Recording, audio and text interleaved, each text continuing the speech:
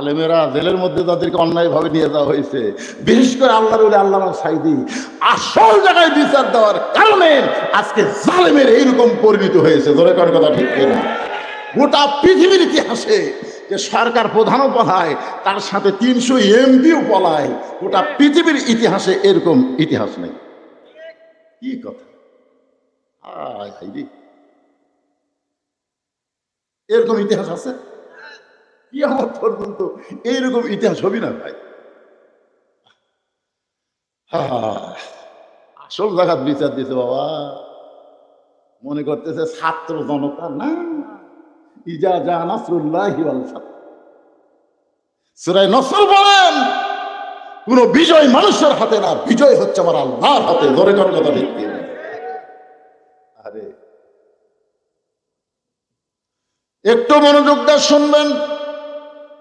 কোরআন আইন যদি আমরা চালু করতে চাই, তাহলে আমাদের সবাইকে বলতে হবে আল কোরআনের আলো। সবাই বলেন না কেন? একটা বার বলেন তো ভাই। আপনি এটা বলে যদি মরেও যান, আপনি জান্নাতে যাবেন।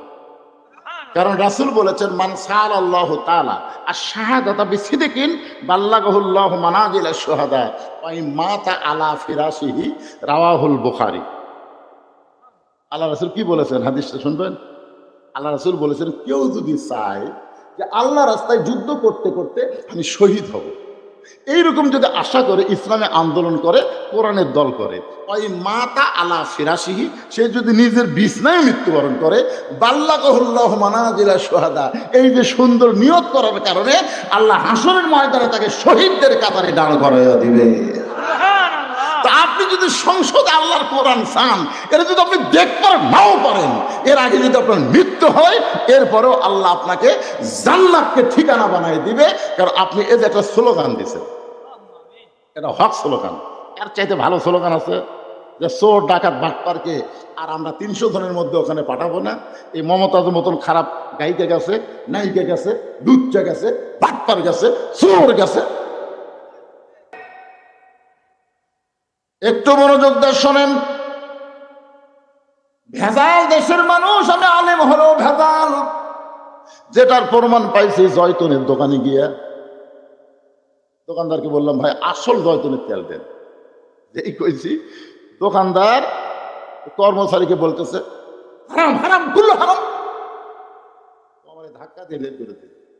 এক সৌদি আমাদের বাংলাদেশে চাকরি করে, সৌদিতে। তাকে বললাম, কে রে ভাই, খালি আসল চাইছি, তাকে আমাকে ঘর থেকে বাইর করে দিল কেন? বলে, হুজুর এখানে নকলই নাই। তো যেখানে নকল নাই সেখানে আসল চাওয়া মাত্রই ওরা বুঝবার পারছে আপনি ভেজাল দেশের লোক। কারণ কি জানেন? ওই দেশে আল্লাহর আইন চলে, আর বাংলাদেশে মানুষের আইন চলে। আল্লাহ হচ্ছেন আসল, আর মানুষ হচ্ছে ভেজাল। ধরে করে কথা ঠিক কিনা? এই জন্য আগামীতে আমরা ভেজাল আইনে চলবো না, আল্লাহর কোরআনের আইনে আমরা চলতে চাই। কারণ তারা চলতে চান, দুই হাত তুলে আমার আল্লাহকে দেখান, লিল্লাহি তাকবীর, হাত নামান। আল কোরআনের আলো।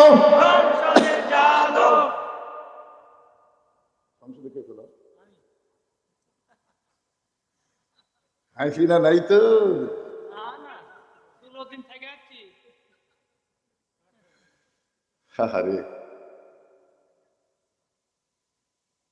আপনারা কি মনে করতেছেন অন্যায় ভাবে যাদেরকে ধরে লেগেছে, আমাকেও গেছে 9 বার, যাদেরকে অন্যায় ভাবে ধরে নিয়ে জেলের মধ্যে রাখছে, তাদের বিচার হবে না?